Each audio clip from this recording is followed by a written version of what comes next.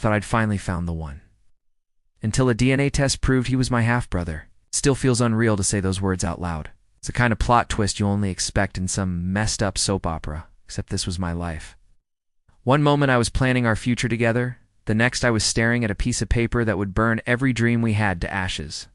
When I first met Alex, it felt like the universe had finally decided to be kind to me. I was 27, working a not-so-glamorous job as a receptionist at a dental clinic in Cape Town. My dating history was, let's call it educational.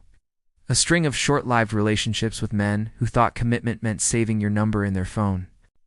Alex appeared in the most unlikely place, an online photography forum. I'd been posting my amateur shots of sunsets and street markets, and he commented under one of my photos, not with the usual nice pic or cool shot, but something thoughtful. The way you framed this makes the light feel almost nostalgic, like it's remembering itself. I didn't even know what that meant, but I knew I wanted to find out. Our chats started casually, about cameras, colors, and our favorite places to photograph, but quickly drifted into deeper territory. He told me he was 30, a freelance travel writer, and that he'd grown up mostly in Durban with his single mom. I told him about my own upbringing, raised by my mom, who had me when she was just 19, and who never talked much about my father except to say he wasn't worth the trouble. We bonded over that. The absence of a father figure, the weird kind of independence it forces on you, it was comforting to meet someone who understood what it felt like to be half rootless. Within weeks, we were messaging every day. Often until 2 a.m., I'd fall asleep with my phone in my hand, smiling like an idiot. His voice notes were my favorite, warm, teasing, and laced with a gentleness I wasn't used to from men. 3 months in, we decided to meet in person. I'll never forget standing outside that little coffee shop by the harbor, my heart doing Olympic-level gymnastics. Ink!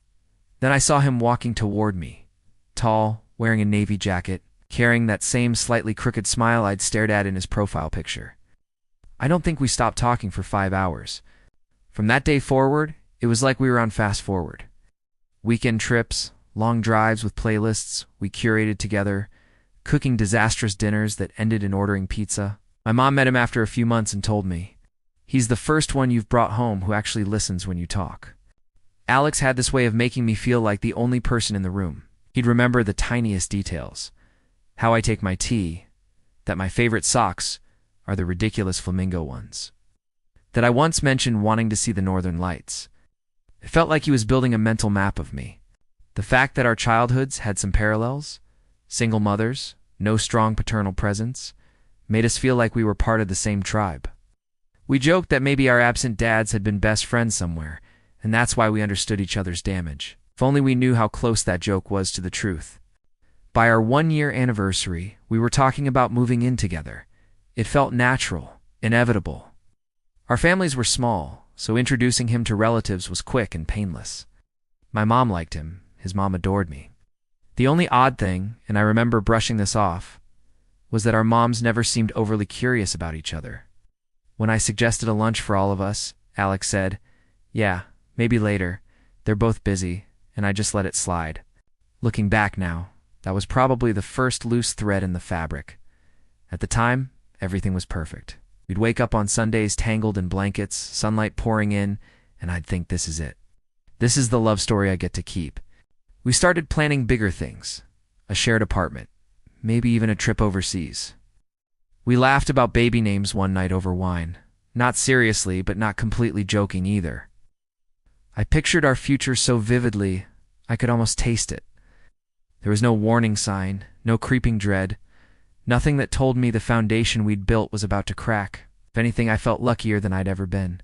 And that's exactly why what happened next hit me like a freight train. It started with something so small, so ordinary, that if I hadn't been paying attention, I might have forgotten it entirely. One Saturday morning, we were at my mom's house for breakfast. She was making her famous cinnamon pancakes, and Alex was helping set the table. My mom was telling some story about me as a kid. How used to wander off in supermarkets to look at the toy section. When she glanced at Alex and went quiet, it was subtle, but I caught it. A flicker in her expression, like she'd just remembered something unpleasant. She quickly smiled and continued her story.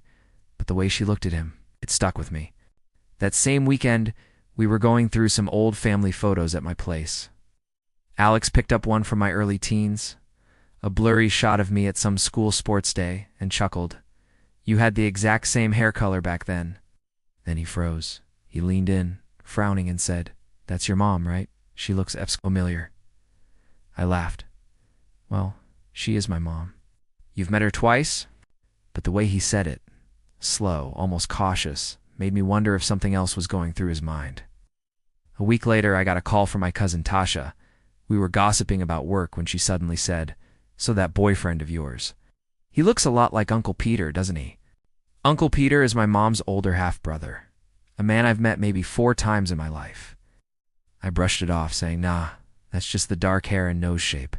But after we hung up, I found myself scrolling through Facebook photos of Uncle Peter, comparing them to Alex. The resemblance wasn't exact, but there was something. The eyes, maybe, or the way their smiles tilted slightly higher on the right. I told myself I was overthinking it. After all, people say strangers can look alike all the time. Still, once that thought was in my head, I couldn't unsee it. Then came the weirdest moment yet. Alex and I were at his mom's house for dinner. She was sweet as always, fussing over us, telling embarrassing stories about Alex as a kid. But halfway through dessert, she asked me, "So, your mom's name is Melissa, right?" I nodded, and I swear, for a fraction of a second, something passed over her face. Not shock exactly, but recognition. She recovered instantly, smiling and pouring more tea. But my stomach tightened. Later that night, as we were driving home, I asked, "Has your mom met mine before?" He shrugged. "No, why?" "She just reacted weird when I said her name." "You're reading too much into it," he said, chuckling, and squeezed my hand. But I wasn't laughing. Over the next few weeks, I noticed a strange pattern. Whenever I brought up my dad, or rather my lack of one, Alex would change the subject. He'd never been shy about his own absent father, but the moment the conversation tilted toward mine, he'd steer us elsewhere. Finally, one night after a couple glasses of wine, I asked him directly, "Do you know who my dad is?" He looked at me like I'd just asked if he believed in aliens. "Of course not." "Why would I?" "I don't know," I said, trying to sound casual. "Just wondering." He leaned back, eyes narrowing slightly, and said, "Is this about that thing with our moms? 'Cause I told you you're overthinking." I let it go, or at least pretended to. But inside, a knot was forming. The breaking point came 2 weeks later. I was at my mom's again, helping her clean out the attic. We found a dusty box labeled old papers and started going through it. Inside was a manila folder stuffed with yellowed documents, birth certificates, old school records, and one envelope with no name on it. I opened it, expecting more boring paperwork, and instead found a faded photograph. A man in his late 20s, holding a baby me. He had Alex's eyes. I froze. My mom glanced over and went still. "That's him, isn't it?" I whispered. She didn't answer right away. Then she sighed, sat down on the attic floor, and said, "That's your father." "Yes." The name she gave me, David Carter, meant nothing to me at first. But the look in her eyes told me there was more she wasn't saying. I pressed her, but she claimed she didn't know where he was now, that they'd lost contact before I turned 1. She swore she hadn't told anyone about him in years. That night, I lay in bed next to Alex, my mind buzzing. I thought about the photo, the similarities between him and my boyfriend, the strange reactions from both our moms. It all felt like pieces of a puzzle I didn't want to complete. And yet, I couldn't stop putting them together. The next day, I did something I never thought I'd do. I ordered 2 home DNA test kits, one for me, one for Alex.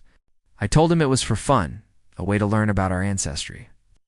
He laughed and agreed, teasing that he'd probably find out he was 2% Viking. What I didn't tell him was that I wasn't looking for Vikings.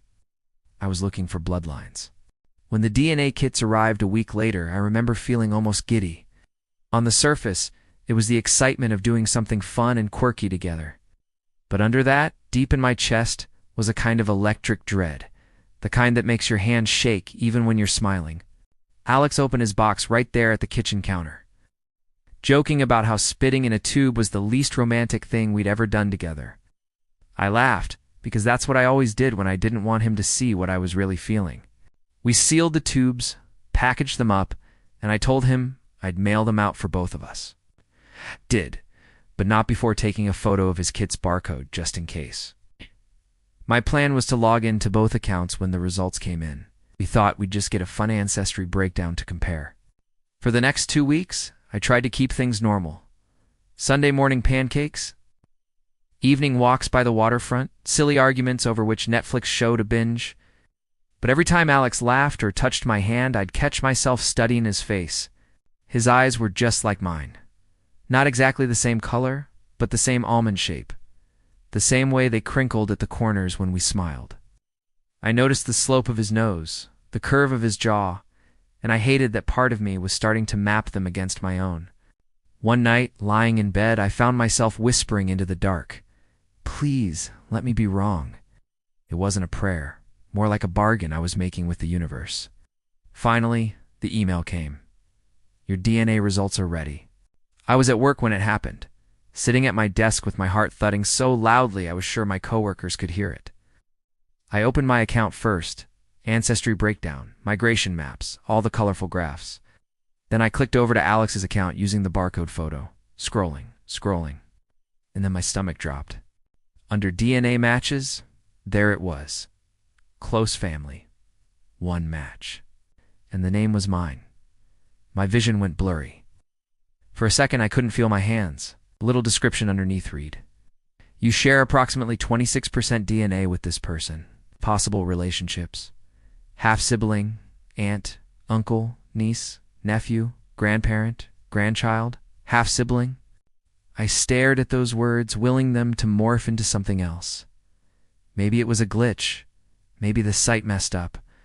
Maybe, but deep down I knew it wasn't a mistake. Every puzzle piece I'd been gathering for weeks clicked into place in a way that made me want to scream.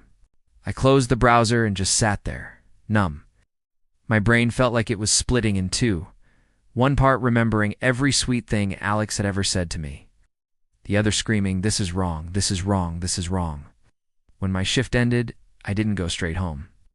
I drove to the beach, parked facing the ocean, and sat there for over an hour. The waves looked calm, but I couldn't stop shaking. How do you even process something like that? The man you love, the person you've built your future around, is literally your half-brother. The same blood in your veins. It's the same father who abandoned you both. And then came the harder questions. Ones I didn't want answers to. Did our moms know? Had they kept this from us for how long? By the time I got home, I decided I couldn't confront Alex without more certainty. Yes, the test was damning, but I needed to hear it from the source, so I called my mom. When she picked up, I tried to keep my voice even. "I did one of those DNA tests," I said, "and Alex did too." Silence, Mom. Her voice was quiet when she spoke. "What did it say?" "It says we're half-siblings." My throat tightened. "Is that true?" There was a long pause, then the sound of her exhaling shakily. "I didn't know you knew each other," she said finally. That wasn't a no. I felt heat rush to my face. "You knew?" "I suspected," she admitted. "When I first met him, I thought he looked familiar. I didn't want to believe it. I thought maybe it was just in my head. But when you said you were happy, I didn't want to ruin it." Her words hit me like a slap. "Ruin it?" "Mom, this isn't some bad match from a dating app. This is incest." "I'm sorry," she whispered. But sorry wasn't enough. Sorry wouldn't erase the year I'd spent falling for someone I never should have touched. I hung up without saying goodbye. The rest of the night was a blur. I paced the living room, rehearsing what I'd say to Alex, how I'd tell him we couldn't be together. But every time I pictured his face, the reality of it crushed me all over again. I didn't sleep. By morning, I knew there was no right way to do this. I just had to tell him. What I didn't know was how he'd react, and whether it would break him as completely as it was breaking me. Alex came over that evening like it was any other day. He walked in with a bottle of wine and a bag of takeout, grinning like nothing in the world was wrong. That grin cut straight through me, because I knew I was about to destroy it. I barely let him set the food down before I blurted, "We need to talk." His smile faded instantly. "Okay, what's going on?" I motioned for him to sit. My hands were cold and clammy, and my mouth felt dry. The DNA test results came in. He smirked, trying to lighten the mood. Oh no. Don't tell me I'm more British than I thought. I didn't laugh. Alex, you and I, were related. The smirk vanished. His eyebrows knitted together. What? We share 26% of our DNA. That's half-sibling level, my voice cracked. We have the same father. He stared at me, frozen, like the words were taking longer than usual to sink in. Then he shook his head slowly. No, that's not possible. I wish it wasn't, I whispered. He laughed. Not because it was funny, but because it was absurd, unbearable. That's insane. Where would you even get an idea like that? The test. Both of our results. And I asked my mom, his eyes locked on mine, and she told you that it's true, I said. My chest felt like it was collapsing inward. She knew. She didn't want to tell me because she thought I was happy. He stood abruptly, running his hands through his hair. My mom never said a word. Maybe she didn't know, I said. Or maybe she did. And she thought the same thing, that keeping it quiet was better than tearing us apart. Alex paced the room, muttering, No, this can't be real. There has to be some mistake. Maybe the test is wrong. It's not wrong, I said firmly, even though part of me wished it was. You've seen the resemblance. You've seen how our moms reacted. It's not a coincidence. He stopped pacing and just stared at me. His face was pale, like all the color had drained out.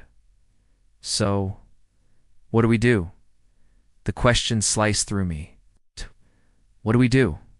There was only one answer, and it was the one I didn't want to say out loud. We can't be together, Alex. My voice trembled. Not like this. Not knowing this. His jaw tightened. You think I care about some DNA test? You think that changes how I feel about you? It has to, I said. We didn't choose this, but it's the truth. We're family. Half of me is half of you. We can't just pretend that doesn't matter. He took a step toward me, his eyes glassy. But you're not my sister. You're you. The person I fell in love with. It's the person who knows me better than anyone. Tears spilled down my cheeks. And you're the person I love most in this world. But that doesn't make this okay. It's not just about us. It's about what this is. He sank onto the couch, burying his face in his hands. The silence in the room felt heavy enough to crush us both. I feel sick, he said finally. Like my whole life just shifted. Like I don't even know who I am anymore. I sat beside him, close but not touching. I know, I feel the same. For a long time we didn't speak. We just sat there. Two people who had been everything to each other an hour ago and were now something else entirely. Something neither of us had the language for. Eventually, he asked, what about him? I knew who he meant. Our father. The man who'd left us both. The man whose absence had shaped so much of our lives and whose shadow had just fallen across our relationship. I don't know, I said. My mom says his name is David Carter. I don't know where he is now, or if I even want to find him. Alex leaned back, staring at the ceiling. Part of me wants to find him just so I can punch him in the face. I almost laughed through my tears. You'd have to get in line. It was the only moment of levity all night, and it vanished as quickly as it came. When he finally stood to leave, he hesitated at the door. I don't know how to do this, he said quietly. Neither do I admitted. But I know we can't keep doing. Us. He nodded, looking at me like he was memorizing my face. Then he walked out, and I didn't know if I'd ever see him again. The moment the door closed, I collapsed onto the couch and let the sobs come. They weren't delicate tears. They were raw, ugly, shaking my entire body kind of tears. I cried for the love we'd lost, for the truth we'd found, and for the version of my life that no longer existed. And underneath all of it, I felt something colder, the need for answers. Because if Alex and I were half-siblings, then somewhere out there was the man who'd made it happen. And whether I liked it or not, I had to know his part in this. When Alex walked out of my apartment that night, it felt like he took the air with him. The door clicked shut, and the silence that followed wasn't peaceful. It was suffocating. I didn't cry right away. I just sat there, staring at the mug he'd left on the table, still half full of coffee. It felt absurd, like the mug shouldn't exist anymore if he wasn't here. But eventually, the tears came. Fast, messy, and angry. Angry at him for being my brother. Angry at my mom for lying. angry at myself for falling so hard for someone I apparently should have never been with. The next few days were a blur. I called in sick to work. I turned my phone face down, unable to look at the string of unread messages from Alex. Some were just please, talk to me. Others were longer. Little apologies. Pieces of thoughts he clearly couldn't finish. I couldn't answer. Not yet. When I finally texted him, it was only 4 words. We can't do this. He replied within a minute. I know, but I miss you. That broke me in a way nothing else had, because I missed him too. Not just as someone I loved, but as my person. Who made me laugh when I was trying to stay mad. Who held my hand in the grocery store for no reason. And now, all of that was tainted. My mom tried to reach out again. She left voicemails saying she never wanted to hurt me, that she thought keeping David Carter's name a secret would protect me. I didn't call her back. At that moment, the idea of hearing her voice made my stomach twist. Alex and I finally agreed to meet.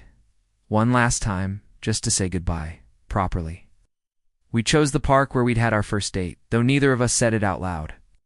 When I saw him walking toward me, it was like my body forgot for a second. My heart did the same little leap it always did. Then my brain caught up, and reality slammed back in. We didn't hug. We just stood there, awkward and quiet, until he finally said, "So, this is it?" I nodded. "We can't undo what we know, Alex." He swallowed hard.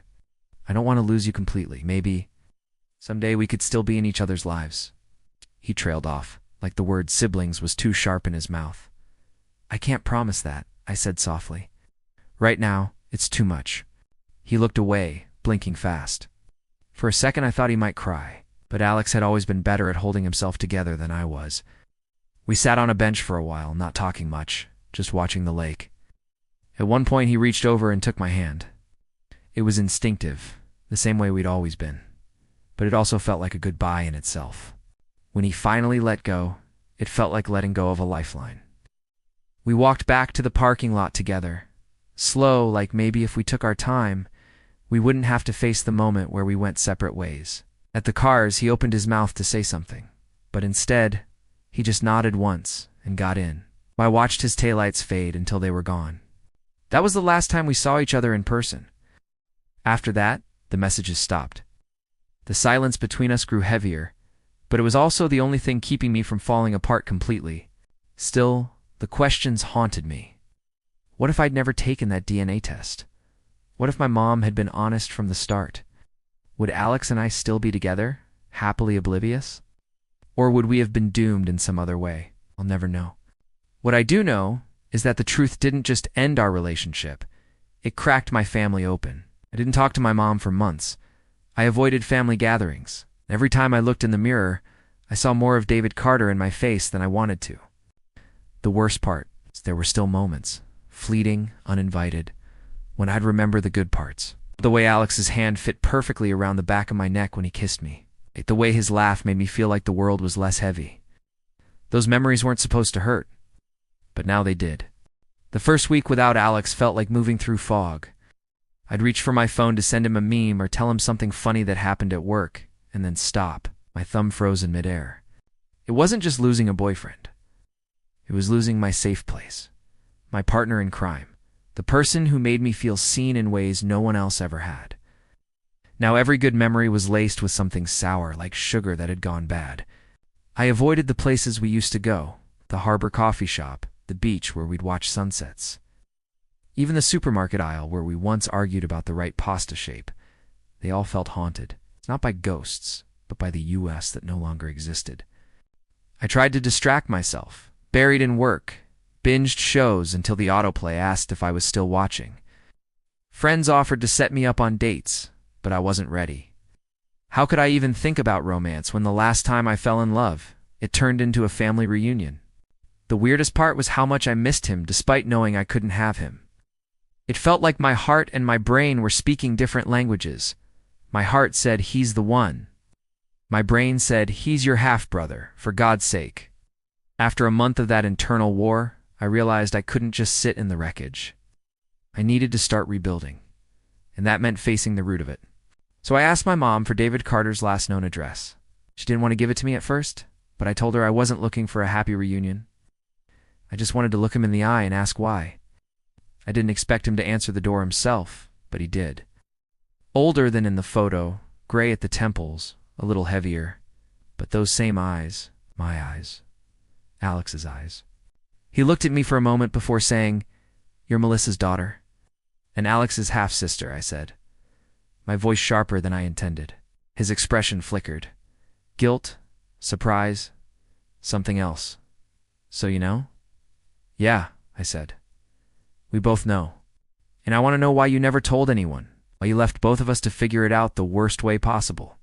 He sighed and leaned against the doorframe. "Because I was a coward. I messed up. I thought walking away was better than staying and making it worse. You were wrong," I said flatly. He didn't argue. I didn't stay long. I didn't want his excuses or half-hearted apologies. I just wanted him to see the consequence of his choices standing in front of him. Not as kids, but as adults, carrying scars he gave us. When I left, I felt lighter, not healed, not forgiven, but lighter. Because now, at least, I had faced him. Alex and I didn't talk much after that. We exchanged a few messages. Birthdays, quick, hope you're okay check-ins. But we never met up again. It wasn't out of anger. It was because we both knew seeing each other in person would hurt too much. Over time, the grief softened. Didn't go away, but it stopped cutting so deep. I started taking my camera out again, posting photos, even joining a new photography group online. Every now and then, I'd catch myself wondering if he was looking at the same sunsets from somewhere else. I learned something in all of this. About love, yes, but also about truth. Sometimes the truth destroys you. Sometimes it saves you. And sometimes it does both at once. If you'd told me 2 years ago that I'd fall in love with my half-brother, I'd have laughed and said you were insane. But life doesn't care about the rules you think it's supposed to follow. Now when I look back, I don't just see the shock and the pain. I see the way we cared for each other before we knew. I see that for a while we were good for each other, even if we were never meant to last. Maybe that's the part I hold on to.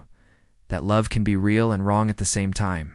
That even the worst truths can't erase the fact that you felt something true. I've stopped trying to make sense of it. I just live with it. Some nights, when the city is quiet and I'm editing photos, I think about him, not as my brother, not as my ex, but as Alex. Just Alex. The person who once held my heart completely before we both learned the price of the truth. Now, I move forward. I keep my circle small. I ask more questions. I've made myself one promise. I will never stay silent if the truth needs to be told. Because I know what silence can cost. Sometimes love and truth collide. And when they do, you don't walk away the same person you were before. No, I didn't.